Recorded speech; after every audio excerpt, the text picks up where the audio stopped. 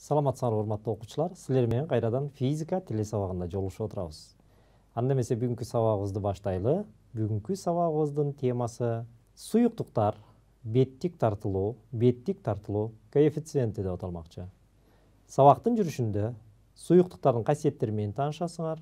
Суюктуктардагы беттик тартылуу кубулушун жана анын өзгөчөлүктөрүн аныктайсыңар. Суюктуктардын беттик тартылуу коэффициентинин формуласын чыгарат экенсиңер. Сабакта кездешүүчү негизги түшүнүктөр: суюктуктун касиеттери, беттик тартылуу күчү, беттик тартылуу коэффициенти жана суу тамчысы. Мурунку сабактарда балдар биз силер менен заттын агрегаттык абалдары жөнүндө сөз кылдык элек. Кандай агрегаттык абалдары бар эле? Негизи 3 абалын көрсөтөбүз, бирок ошону менен бирге 4-чү абалын дагы айтып жүрөбүз. Демек булар катуу зат, суюктук, газ жана плазмалык абал. Мына ушул заттын агрегаттык абалдарынын ичине балдар биз бүгүн суюктуктун касиеттерине кайрылмакпыз. Суюктуктун ичинен дагы биздин жашообуздун маңызын түзгөн жер шарынын 4/3 бөлүгүн ээлеген жана жан жаныбарлар менен адамдардын жашоосунун эң негизги каражаты болгон суу жөнүндө, ошо суунун касиеттери жөнүндө сөз кылалы. Суу негизи көптөгөн кызыктуу касиеттерге, башкача айтканда башка суюктуктар ээ болбогон кызыктуу касиеттерин айтып кетсек да болот. Мисалы бир эле касиетин айта кетсек, башка суюктуктарга караганда суу гана тоңгондо тыгыздыгы суюктукка караганда аз болуп, суу тоңуу менен тыгыздыгы көбөйбөстөн тескерисинче тыгыздыгы азаят дагы, анын көлөмү көбөйөт. Ал эми башка суюктуктар тоңгондо албетте анын тыгыздыгы чоңоюп, көлөмү кичирейет экен. Ал эми суу андай касиетке ээ эмес экен. Мына ушул сыяктуу көптөгөн кызыктуу касиеттери бар. Ошондой эле бир нече касиеттерин да айта кетели. Мисалы суунун молекуласы кычкылтектин 1 молекуласынан жана суутектин 2 молекуласынан турат. Химиялык формуласы H2O. Жана суунун молекуласынын массасы 2,7 көйтүлгөн 10⁻26 килограмм бар болжол менен. Жана 1 грамм сууда болжол менен 3,7 көйтүлгөн 10⁻22 молекула бар экен. Ошондой эле суюктуктар эң негизги касиеттеринин бири болуп агуучулук касиети болуп саналат. Жана суюктуктар кандай идишке куюлса, ошол идиштин формасын алат. Бүгүн биз силер менен карайт турган дагы бир касиети бул беттик тартылуу касиети экен балдар. Суюктуктардын дагы бир кызыктуу касиети катары суюктуктар бир эле моментте 3 абалга, башкача айтканда катуу, суюк жана буу же болбосо газ абалында боло алат экен ушул суу гана. Аны биз күндөлүк турмушта байкап жүрөбүз. Бир эле учурда мисалы муздун жанында суу, ал эми ошол эле учурда абада суунун молекулалары же болбосо бууну байкоого болот экен балдар. Суунун молекулалык түзүлүшүнө да кайрыла кетели. Демек, суунун молекулалары өзүнчө диполду түзөт.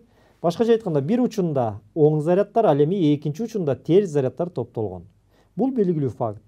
Терс зарядталган чети менен суунун бир молекуласы башка молекуланын оң зарядталган чети менен тартылышып, аны кошуп алат. Андан башка дагы бир молекуланы кошуп алышы мүмкүн, дагы бир молекула кошулушу мүмкүн. Ушундай жол менен суунун структурасы түзүлөт экен балдар. Бул структура кыймылдуу келип, көп убакытка чейин сакталбайт. Бирок кээде ушундай өзгөрүп жаткан структурада кластер деп аталган суюктуктун молекуласындагы туруктуу көрүнүштү байкоого болот экен балдар. Эми ушул суунун молекулалары беттик тартылуу кубулушунда кандай көрүнүштү болот экен, ошо жөнүндө дагы сөз кылалы.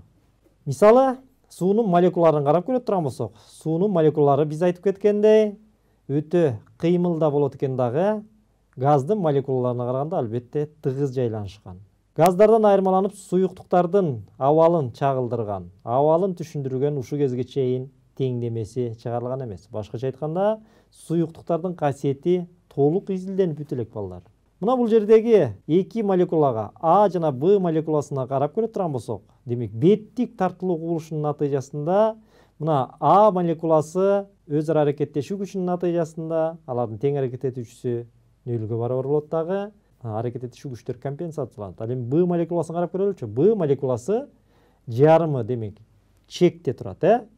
Мында чек катары абаны ала турган болсок, абанын молекулалары өтө сейрек жайгашкандыктан алардын өз ара аракеттешүү күчүн бул суунун молекуласы менен болгон жокко эсе десек болот. Ошондуктан балдар, бул молекула төмөнкү ушу суунун ички катмарындагы молекулалар менен тартылышат дагы, чектеги же болбосо суунун бетиндеги молекулалар ичин көздөй умтулууга аракет кылышат. Ал суюктуктун бетин эң минимумга чейин кыскартууга аракет кылышат. Ошонун натыйжасында биз тамчыны көрө алат экенбиз. Демек, тамчы, суунун тамчылары ушул суюктуктардын беттик тартылуу кубулушу менен байланышкан экен. Демек, жаратылыштагы эң кичине аянттуу бет албетте шар формасы экендигин билебиз. Ошондуктан суюктуктун тамчысы оордук күчүн эске албаганда, ал дайыма шар формасына келүүгө умтулат экен балдар. Азыр болсо ушул суюктуктун тамчысы боюнча видео тасмалып эле ошону көрөлү дагы, андан кийин сабагыбыздан нары уланталы.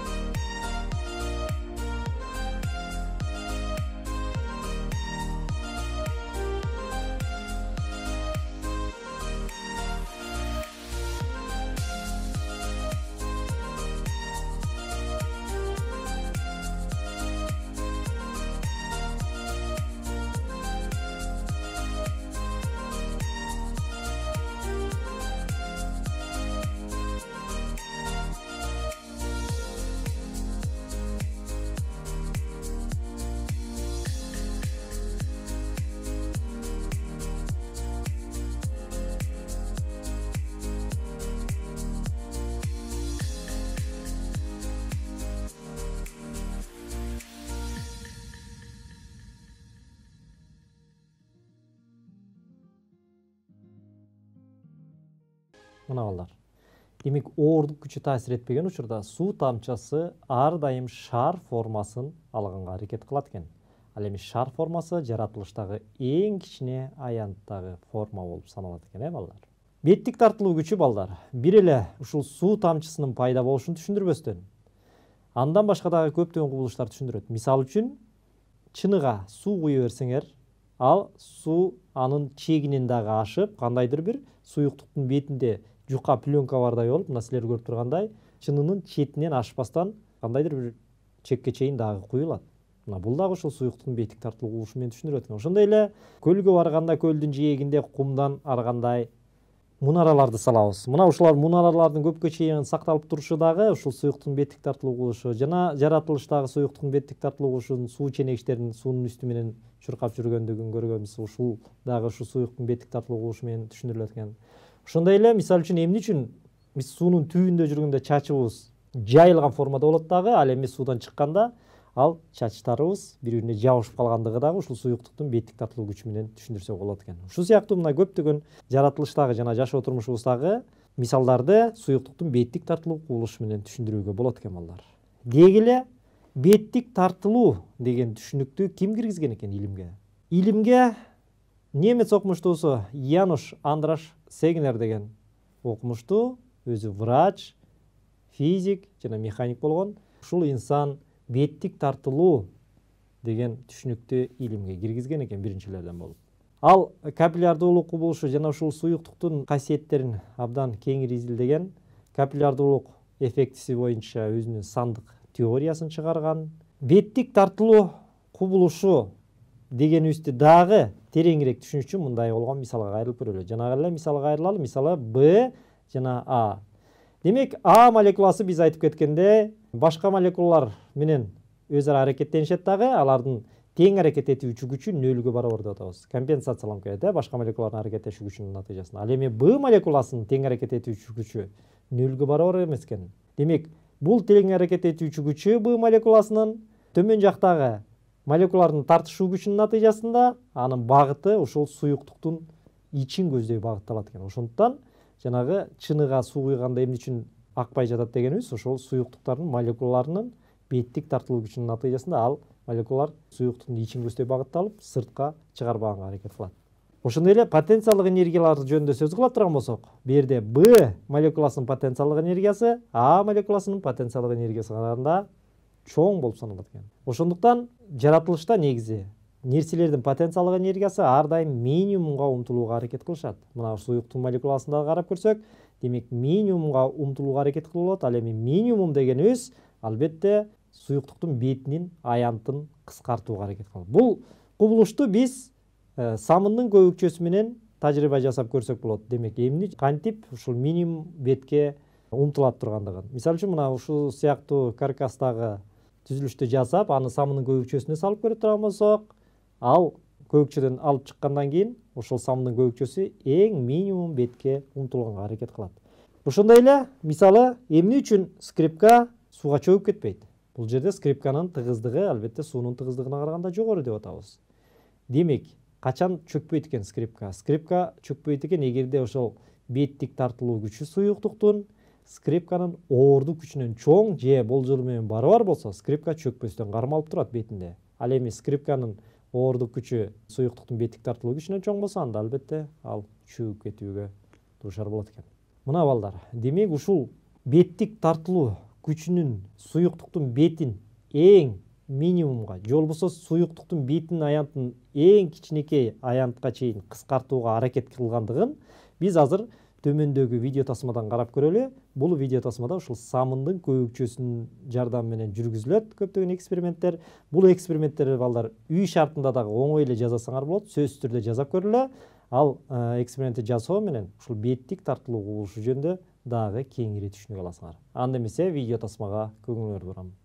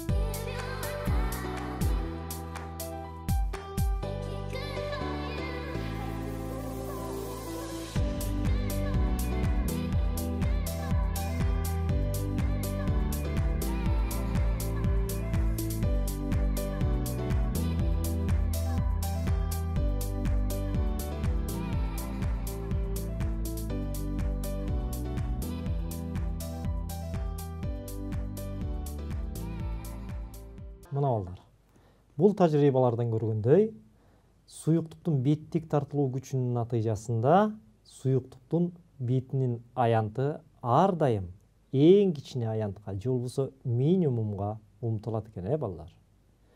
Азыр болсо ушул суюктуктун беттик тартылуу кубулушу биздин жашоо турмушубузда, жашоо тиричиликте кайсы жерлерде колдонулат? Ошол жөнүндө дагы айта кетели. Суюктуктун беттик тартылуу күчү же болбосо беттик тартылуу кубулушу жашообузда абдан кеңири колдонушка ээ экен.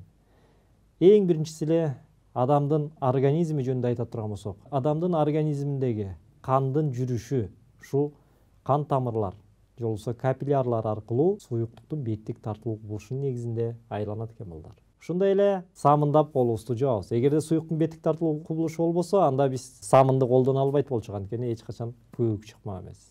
Суюктуктун беттик тартылуу кубулушу болбосо, өсүмдүктөр эч качан өсмөк эмес. Анткени ушул өсүмдүктөрдүн жалбырактарына, дарактарга кеткен суюктуктар же болбосо суюктук менен кошулган заттар дагы беттик тартылуу кубулушунун негизинде болот. Кадимкилер калемди ала турган болсок, аны менен биз жаза алмак эмеспиз, анткени жазайын дегенде эле ал тамчы таап, жанагы так болуп калмак дагы эч кандай жазууга мүмкүн болмок эмес. Мисалы, суу өтпөөчү туристтердин чатырларын кура алмак эмеспиз жана башка. Деги эле айтып отурсак, суюктуктардын беттик тартылуу кубулушу колдонулбаган жер жок десек болот. Башкача айтканда, абдан көп жерлерде кеңири колдонулат экен балдар. Эми ушул суюктуктардын беттик тартылуу кубулушунун сандык мүнөздөмөсүн карап көрөлү. Башкача айтканда, суюктуктардын беттик тартылуу коэффициенти деп аталган физикалык чоңдукту аныктап көрөлү балдар. Суюктуктардын беттик тартылуу коэффициентин биз тамчы ыкмасы менен аныктайбыз. Мына силер көргөндөй тамчынын пайда болушун көрүп атасыңар, Биринчи учурда тамчы жердин тартылуу күчүнүн натыйжасында, же ордук күчүнүн натыйжасында ал созулат экен дагы, моюнча пайда болот. Анан ошол моюнчадан үзүлүп, суюктук тамчысы шар формасында жерге келип түшүп атат.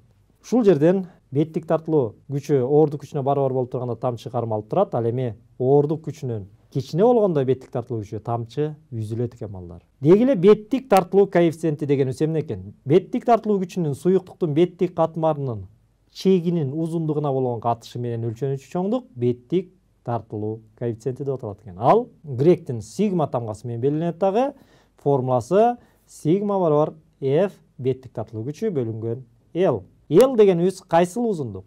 L дегенибиз бул жерде ошол тамчынын беттик аянтына туура келген. Башкача айтканда, тамчынын бетинин айланасынын узундугу беттик тартылуу күчү ордук күчүнө барабар учурда гана ал тамчы кармалып турат деп атабыз. Эгерде ушуга барабарласак болжол менен, анда ордук күчү формула боюнча mg-га барабар дегенбиз. Эми ордуна коелу, анда биздин формула сигма барабар mg бөлүнгөн 2πr деген түргө келет экен. Демек, mg дегенибиз бул жерде ошол беттик тартылуу күчү ордук күчүнө болжол менен барабар деген алып атабыз. Ал эми 2πr албетте айлананын узундугун туюнтуучу формула. Беттик тартылуу коэффициенти ар кандай заттар үчүн ар башка, ал эмес бир эле зат үчүн температурадан дагы көз каранды экен. Эгерде температура жогору болсо канчалык заттын, ушул суюктуктун, анда ал жерде беттик тартылуу коэффициенти азая баштайт экен. Температуранын өзгөрүшүнө дагы көз каранды экен. Демек, ушул көз карандылыктарды дагы айта кетели. Биринчиси, суюктуктун табиятынан. Мисалы, учма суюктуктар деп коебуз, спирт, башкача айтканда, бат бууланып кетүүчү суюктуктар. Спирттин беттик тартылуу коэффициенти албетте суунукуна караганда кичине болуп саналат экен. Экинчиден, суюктуктун температурасынан көз каранды экен. Температура канчалык жогору болсо, албетте ал жерде беттик тартылуу коэффициенти ошончолук кичине. Башкача айтканда, температурага тескери пропорциялаш десек болот муну. Үчүнчүдөн, беттик активдүү заттын болушуна. Мисал үчүн, самын, порошок окшогон активдүү заттын натыйжасында дагы суюктуктун беттик тартылуу коэффициентин азайтсак болот экен. Жана төртүнчү, суюктук менен чектешкен газдардын касиетинен дагы көз каранды экен. Мисал үчүн, ал аба болобу, же болбосо катуу зат болобу, мына ошондо дагы көз каранды экен балдар. Азыркы кезде бир нече суюктуктардын мисалы беттик тартылуу коэффициентин көрүп турасыңар, мынакей суунуку 73, сүттүкү 46, этил спирттиники 17, ал эми сымаптыкы 472 экен балдар. Мына ушундай болгон таблицанын жардамы менен мисалы эсеп чыгарууда ушул таблицаны колдонсоңор болот экен. Эми балдар, бышыктоо максатында бир суроого жооп берели дагы, андан кийин сабагыбызды андан ары уланталы. Анда эмесе суроого көңүл бурам. Кир жууганда беттик тартылууну азайтуу үчүн сууну ысытабыз. Ал эми кир жууган порошок беттик тартылууну азайтабы же көбөйтөбү? Биринчиси азайтат, экинчиси көбөйтөт. Демек, албетте бул жерде туура жооп азайтат экен. Демек, беттик тартылуу күчү канчалык аз болсо, суюктук ушул кийимдердин тканьдарынын тереңине чейин абдан өтөт дагы, ал жердеги кирди жууп чыгат. Ошондуктан порошок дагы ушул беттик тартылууну азайтуу үчүн колдонулат экен балдар.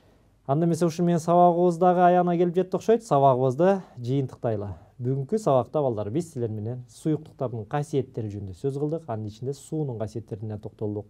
Жана беттик тартылуу кубулушу деген эмне экендигин билдик. Ошондой эле беттик тартылуу коэффициентинин формуласын дагы чыгардык. Анда эмесе балдар, биздин бүгүнкү сабагыбыз ушу менен аягына келип жетти. Кийинки сабактан жолугушканча сак саламатта туруңар.